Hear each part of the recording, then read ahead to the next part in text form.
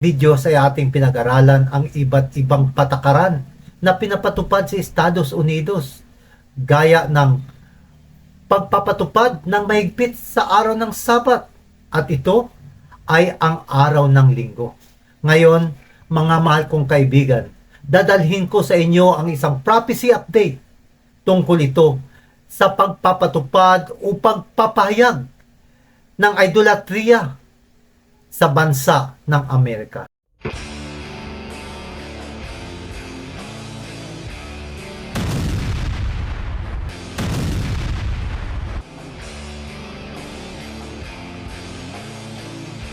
August 6, 2025, itinayo ang isang napakalaking rebolto na isang demonyo na may 51 talampakan ang taas sa Canada. At para sa gobyernong ito ay isang malaking karangalan. Nakaraan lamang ay ginanap ang isang napakalaking pagdiriwang para dito. Tunay ba na ito'y nagpapagaling ng may sakit o gumagawa ng mga himala? Tila ang paghanga at debosyon para sa mga rebolto ay bumabangon ngayon na lalong lumalala ito. Kaibigan, maari po bang panuurin ang bidyong ito hanggang sa dulo? Ano ang maging damdamin ng Diyos kapag ang mga tao ay umuyukod sa mga larawan?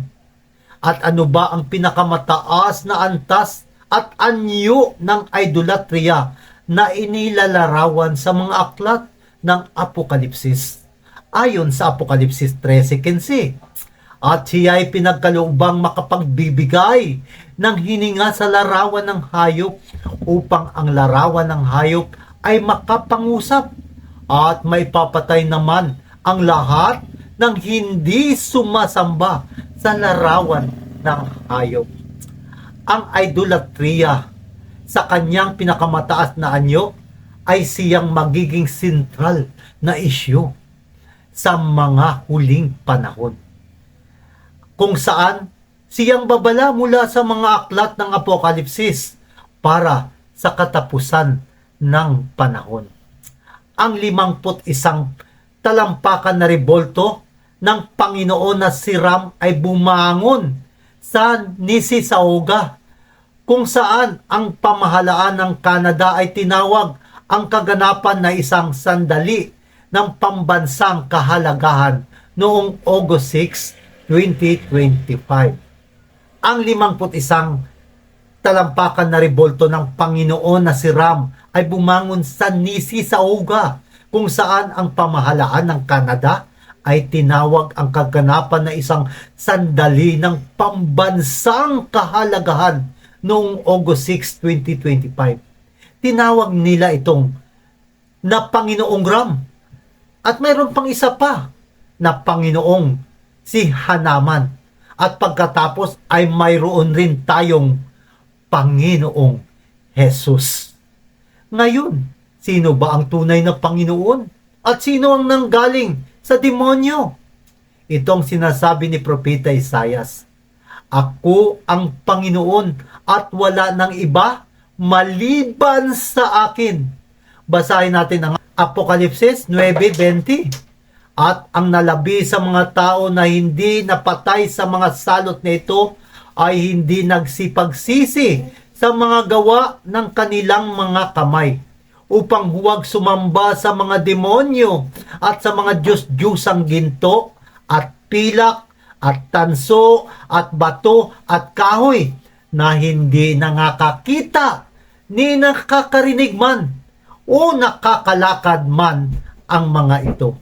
Ang rebolto ng Diyos-Diyosan ng mga Hendo na si Ram ay itinayo sa Canada na may isang kahanga-hangang taas na 51 talampakan.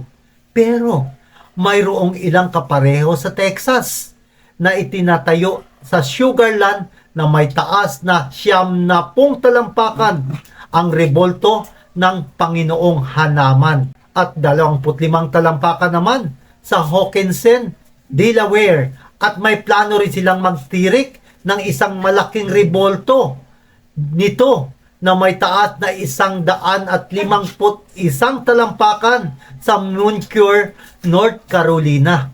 Ano sa tingin mo?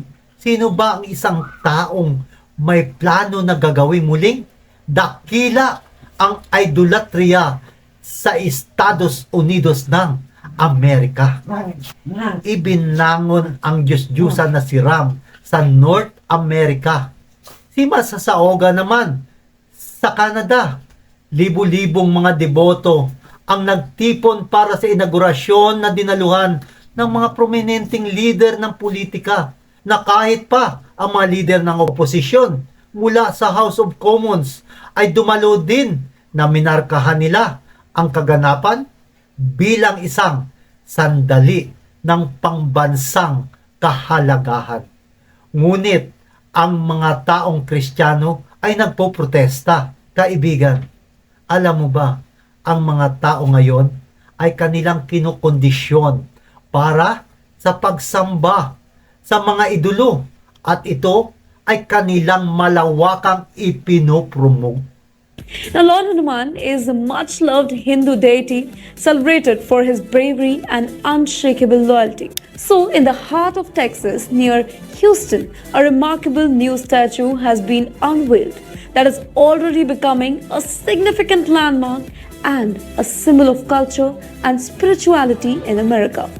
This statue is no ordinary one. Well, as I told you, it is a massive 9-foot tall bronze statue of Lord Hanuman. Named the Statue of Union, this incredible work of art is now the third tallest statue in the entire United States. Ang mga ito nagpoprotesta laban sa bagong itinayo na 70 talampakang tansong estatwa ng isang Diyos-Diyosan ng mga Hindo na si Lord Hanuman sa Saira Astalaxmi Temple sa Sugarland na humigit kumulang na 35 kilometro mula sa Houston.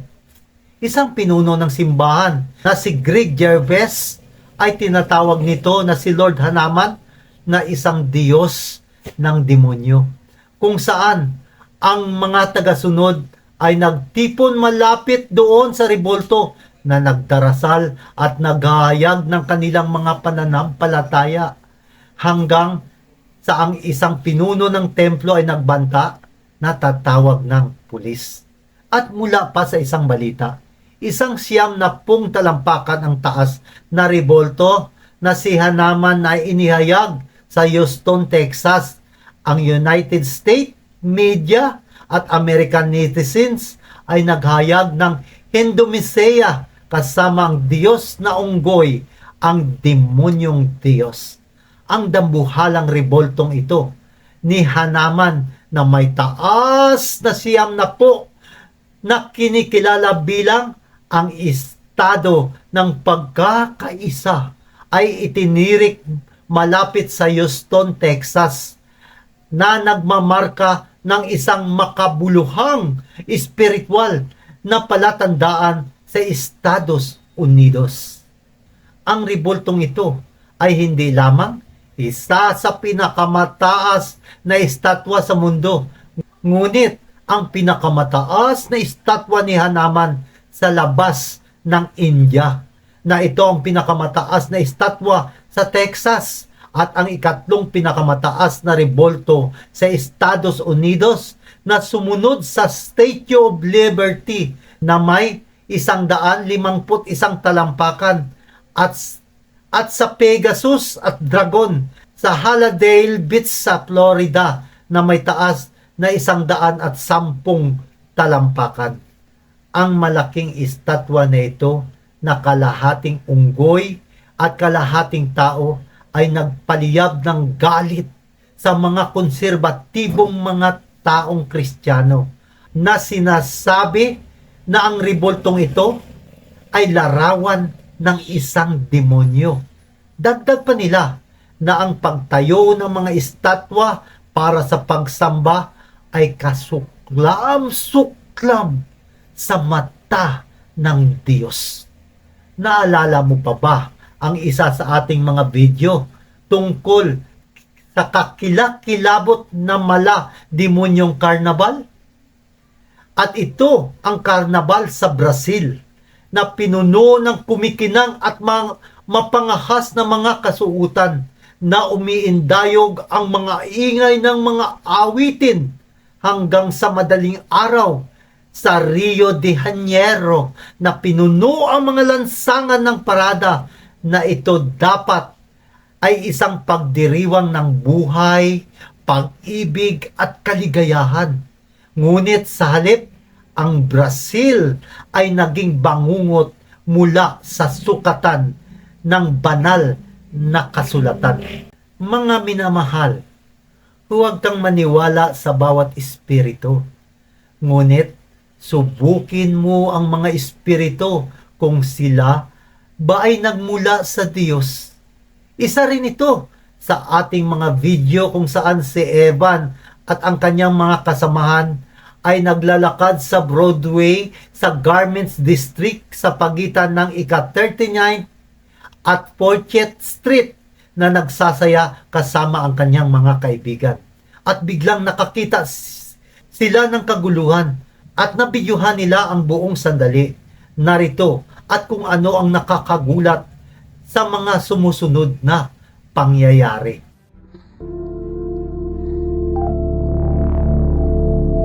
Thoughts of you in my mind. I wonder all the time.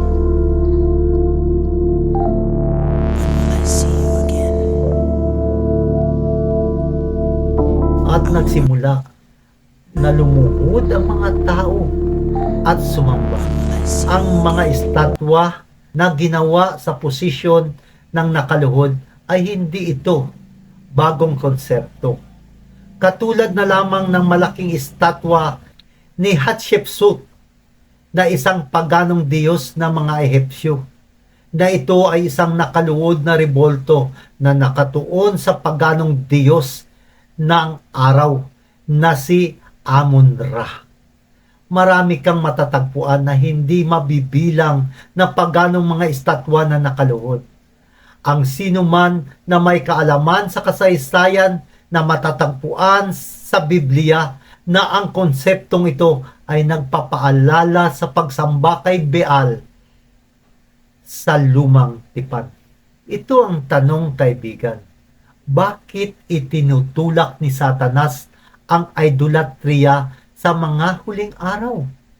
Ang sagot, dahil nais niyang gawin na tayo ay lumabag sa unang 4 na utos ng Diyos sa mga huling araw bago ang pagpapatupad ng tatak ng halimaw.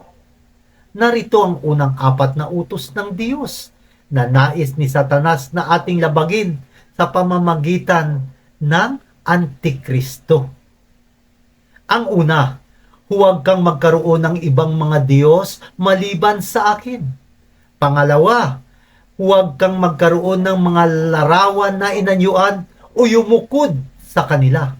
Ang ikatatlo, huwag mong gagamitin ang pangalan ng iyong Panginoong Diyos sa walang kabuluhan. Ang ikaapat, alalahanin mo ang araw ng Sabat upang panatilihin itong banal. Ituon mo ang iyong mga mata sa Apokalipsis 14:9. Sumunod sa kanila ang pangatlong anghel.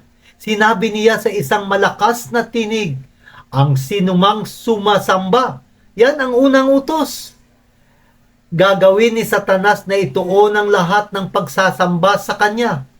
At kung sino man ang sumamba sa hayop at sa kanyang larawan, iyan ay paglabag sa ikalawang utos. Kanyang itatatag ang larawan ng halimaw. Sa talatang 11, at ang usok ng kanilang pagdurusa ay nagpailan lang magpakailan at kailan paman, at sila'y walang kapahingahan araw at gabi. Silang mga nagsisamba sa hayop at sa kanyang larawan, at sinumang tumanggap ng tanda ng kanyang pangalan. Yan ang ikatlong utos na itatag ni Satanas ang kanyang sariling pangalan at otoridad. Ang Sabat ay ang alaala ng paglalang, ngunit ang gagawin ni Satanas ay ipakikilala ang huwad na Sabat at gagawa ito ng isang batas na katulad ng Sabat na siyang batas ng Diyos. Mahal na mga kaibigan, ang Papa ng Roma ay magtatakda ng isang larawan. Ito ay isang larawan ng pwersahang pagsamba, pagkakaisa ng lahat sa one world religion. Itong Diyos-Diyusan na si Ram, si Hanaman, ang Diyos na unggoy, ay walang iba, kundi ito ay ang larawan ng dyablo. Ito ang sabi ng salita ng Diyos na huwag mong gawing sumamba sa anumang mga larawang inanyuan, sa mga inukit. Bakit? Ano ang dahilan? Dahil si Jesus ang larawan ng di nakikitang Diyos na hindi ginawa ng mga kamay ng tao. Ayon sa Kolosas, Kabanata 1, talatang 15. Ang pagsamba ba kay Baal ay muling binubuhay ng Antikristo na siyang papa mula sa Roma? Ang sagot ay opo. Ngunit ang Diyos ay mayroong nalalabing mga tao na hindi yuyukod sa Diyos ng araw. Mga nalabing mga taong sasamba lamang sa tunay at buhay na Diyos na siyang manlalalang, at sila'y mangingilin sa tanda ng ating Panginoon na Sabat, ang ikapitong araw, na siyang banal na araw kung saan mismo ang Diyos ay nagpahinga.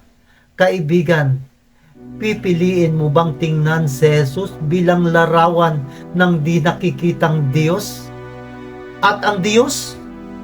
At tatakan ng makalangit na Ama ang kanyang mga tao sa kanilang mga noo.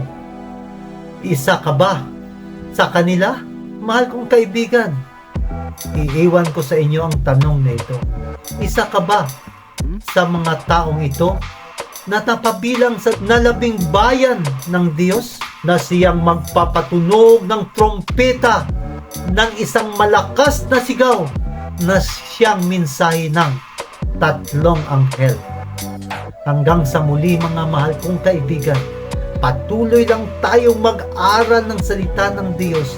Tuklasin natin ang mga prophecy update na siyang magpapahayag sa atin ng mga tunay na nangyayari sa sanlibutan ito, ay tunay nagpapaalala sa atin na si Jesus ay malapit nang dumating. Hanggang muli sa muli kaibigan, dito sa channel ng Vince Traveler's Diary, para sa programa ng mga istorya, propesiya at mga katotohanan na nagmula sa Biblia.